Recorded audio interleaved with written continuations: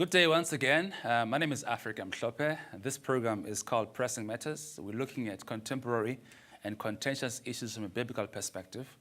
And at this point, we're dealing with the issue of church and politics. And I thought today I will start by reading something I wrote and I posted on Facebook a couple of weeks ago. And in South Africa, we had the burial of former Nelson Mandela's wife, Winnie Mandela, a couple of weeks ago. And one of the political leaders made a speech on the stadium entitled, "They Are Here." And so I did a parody of that speech and in referring to people in the church and how we as church are living a dichotomous life. And I want to start with that and just share with you what I wrote. Those who confess Jesus Christ as Lord and use their lives to deny his existence are here. On Sunday, they call him Lord, but on Monday, another Lord takes over their lives. Like Judas, on Monday, they betray the Son of God in exchange for anger, racism, and hatred, their own 30 pieces of silver. Like Peter, they deny Christ's values and principles so they can fit in among the crowd.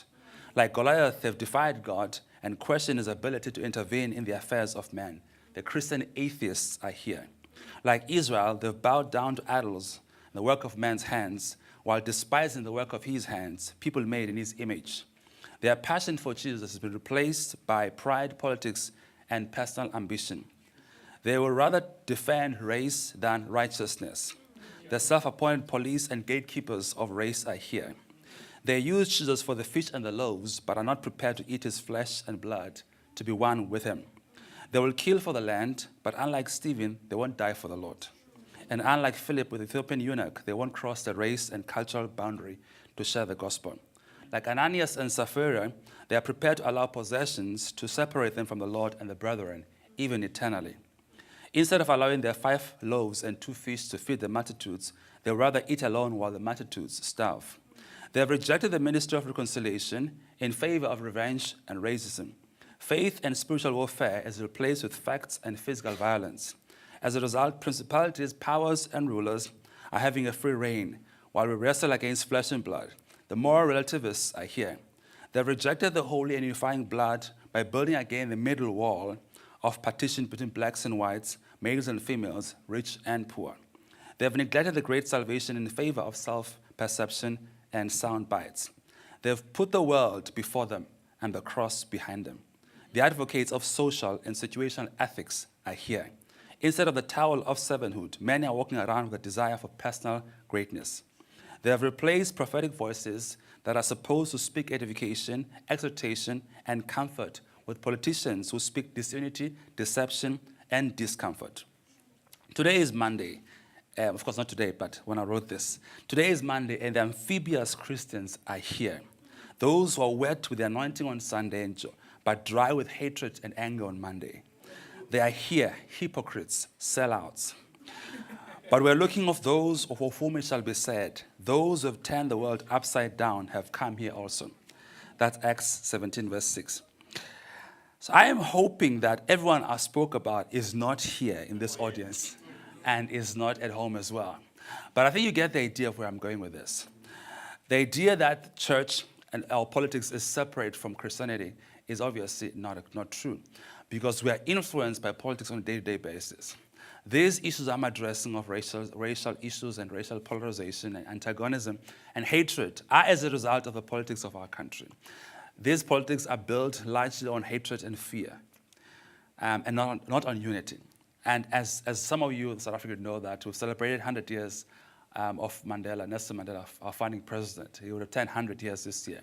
If you listen to the speech that former president of the US, Barack Obama, made yesterday, it's a reconciliatory speech, and it reminds us of the values of democracy, of the values of the importance of valuing people with their difference, even people of different religion, different class, different race, just to understand that humanity, people are unique, but they're valuable.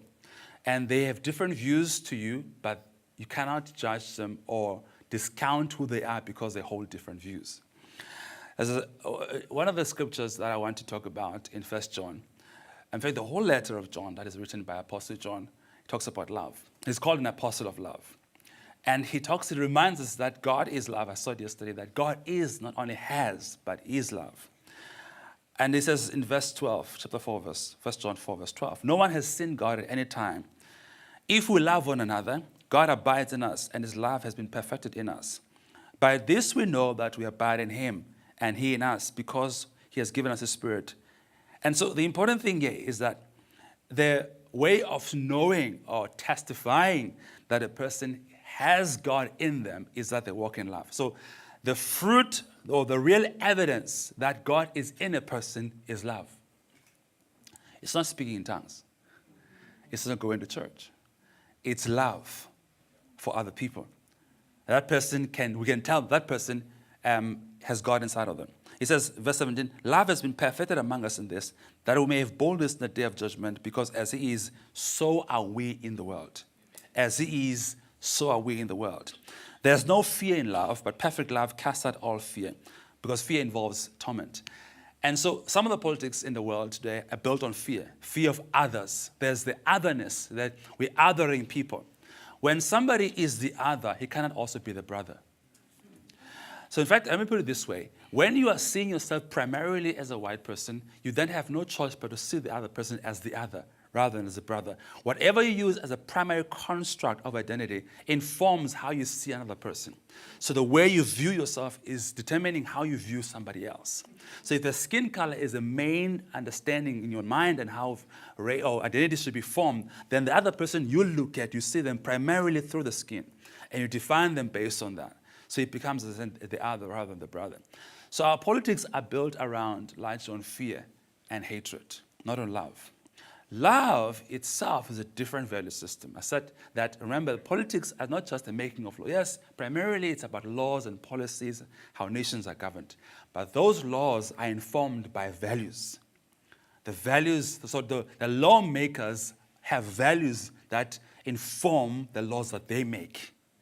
It's not just a legislative issue, but it's also an issue of values. Okay? So people, therefore, live out their values in the laws that they make in a nation that they live in. And so love itself is not an endorsement of a person's behavior. It's an endorsement of God's sovereignty and wisdom. So when you love a person, you're not saying the person is right. You're saying God is right. It's very important to understand that. So love is an endorsement of God's wisdom and sovereignty. The fact that he chose to love that person, when you love that person, you agree with God that he's right by loving the person. When you don't love a person, you disagree with God. In fact, you are saying you're right, you know better than God, which is arrogance. Okay. So our politics, my problem is this, they build around fear, they build around hatred. And when we had a person like former President Nelson Mandela, and he came out of prison after 27 years in prison, he portrayed and demonstrated to us a value that even Christians themselves are now beginning to lose touch with. So we don't know about his faith, but we know that he lived the faith more than some Christians actually live the faith. So it's one thing to profess the faith, it's another thing to live it out. So he lived more reconciliation, forgiveness, love, kindness, the fruit of the Spirit, than many Christians today are doing. So I don't want us to get bottled out as whether he was a Christian or Muslim. That's not the point. The point is this: you calling yourself a Christian, what does it mean if your values are contrary to the faith you profess? So what's the point of proudly declaring yourself to be a believer if you are betraying that faith by the way you live your lifestyle?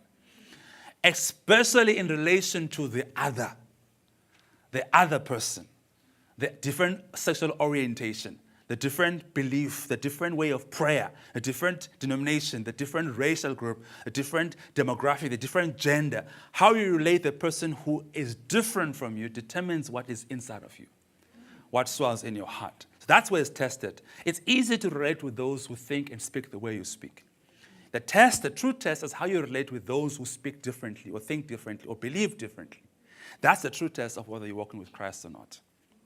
And remember, Jesus came into a picture. When he came into Galilee and Nazareth, the whole setup, that place was not free of political influence.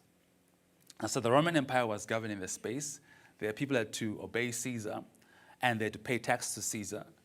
And Jesus had to live within that space, preach within that space. He had to study languages of the day, speak languages of the day, understand words, how your words are used, how words are constructed, examples, and live within that historical. They were not living in a party or in a space. They lived within the context of language, of history, of this and that and that. And they had to thrive. The faith had to thrive within that environment.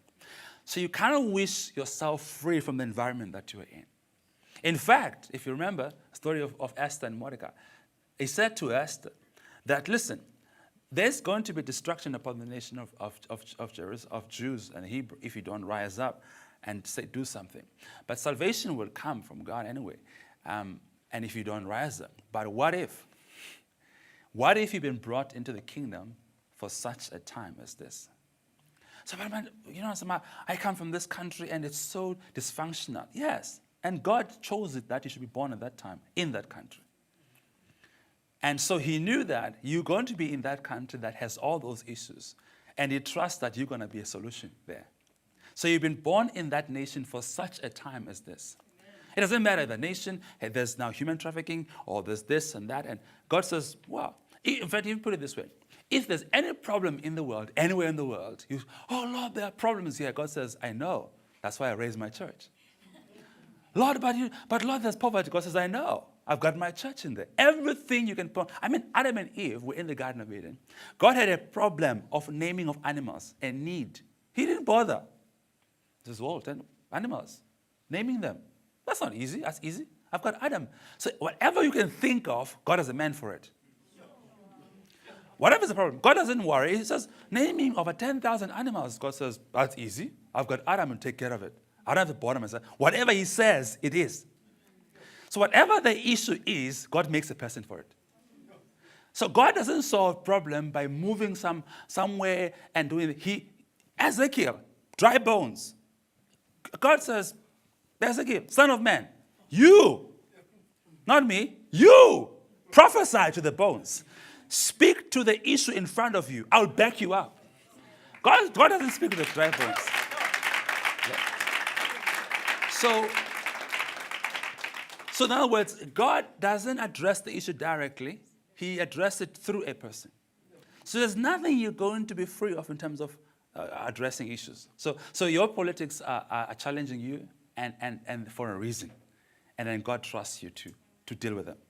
So let me stop here and allow questions, if any of you have questions on this subject of church and politics. My question is, what do you do when you are maybe within the church and you are constantly faced with maybe leadership or people who are racist every day in the church? And there's another thing that I've picked up that's in the church, that when you go to, this is from what I've been exposed to, I'm not saying it's maybe the large, but when you go to black churches, you find out that if there's a white preacher that comes in, he's from overseas. Rarely you find someone that's local from South Africa that is preaching in the black church. Vice versa, in what we call a white church, you find that black men that come in are from overseas. Rarely you find that black men are from South Africa. And in regards to the issue of land, like you said, it's a hard condition. For me, I struggle to, like, when someone is coming at me, like thinking, treating me as less of a person, as a black person, like, I can't help but react. I'm still a Christian, I'm saved, I go to church. I mean, even like, maybe sometimes you don't fight, but sometimes you cry, sometimes you are hurt. Like, there's just something that happens. And how do you let that, what they say or how they think of you, not affect you in a way? Yeah. So like, and when it comes to land and like, I believe that South Africa is, we are a hating nation, and things that like, there's underlying issues. We have not dealt with a lot of things. We're just dealing with land and things like that. So like, yeah, those are my questions. Yeah, well, just for the sake of those who are watching also in the parts of the world, when you're talking about, it talks about black church or white church, this construct, quite very abnormal. But that's such the state of our country at this point. It's changing though. But what we call black church was in spaces where it's predominantly black people who gather together, we call it black church. There's not such a thing as a black church in reality and a white church. But what his point is making is a predominantly black congregation in terms of skin color, and what we refer to as black and so-called white church. And so all of these are obviously indicators of divisions among racial groups in South Africa, where the church is not one. According to Ephesians 4, we're one baptism, one Lord, one faith. And so, therefore, you're saying that in some churches that are predominantly black, those predominantly white, if there's a person of a different ethnic group, it's likely to be somebody from another country rather than South African. And so that's based on relationships. So if a predominantly black church doesn't relate intentionally with white within that community, then people are invited to preach based on relationships. So you take somebody's pulpit because there's a knowledge, there's a familiarity, you're comfortable with the person, you've heard him preach, you've heard him speak, you know what his doctrinal position is. Therefore, you can invite them to preach on your platform. So the lack of relationships among Christians in this kind of different ethnic group, therefore, feeds in the idea of I don't know who's good enough out there to come and preach for us because I'm not relating to anybody out there. So the first thing is to have to relationships, authentic relationships. Relationships of equality, not relationships of master-slave, where we come because we need something from you, or we come because we come and teach you, or to tell you how we should do things. Relationships of equality and common respect. That then leads to us inviting each other, first to our homes, not to a pulpit, to our lives first, into spaces where we don't relate only with work, because ministry is work. We first relate with hearts. Then from there, we can then share pulpit with each other. So the issue is just, it shows a lack of relationships amongst different racial groups, which now it goes back. So the question you ask, when you have racism in the church, it's because the church is unfortunately not free from the spirit of the world. So it says we're in the world, but not of the world. But the church is of the world. And because in the world, South Africa, there is racism. The issue is that the church is not free from the influence of the world. Racial superiority is a doctrine. It's a demonic doctrine. It's a satanic doctrine. Okay? The first being species to ever undermine the value of God in a person is the devil.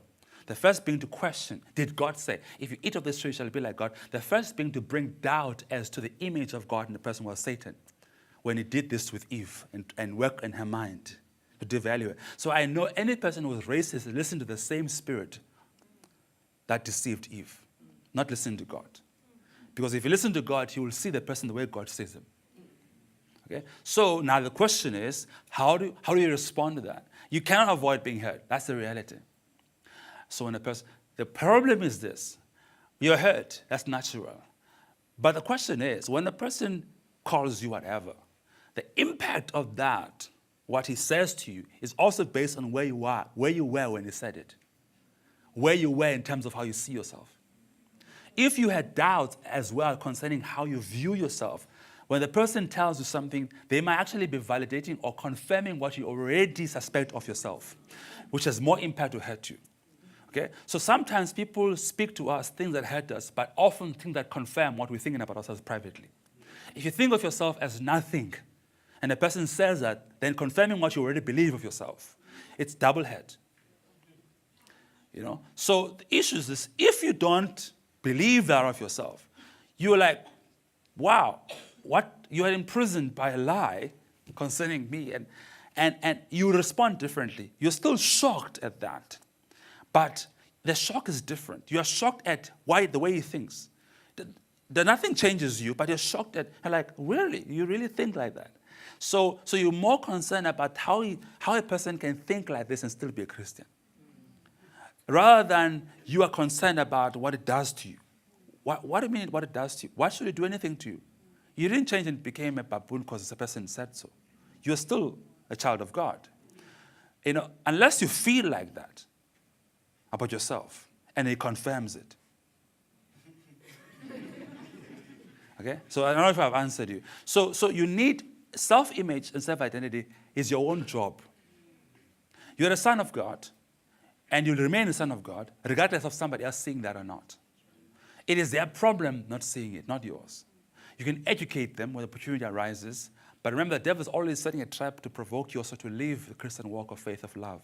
So when a person hates you, the response is not hatred, because then you fall into the trap of becoming like them. The response is opposite.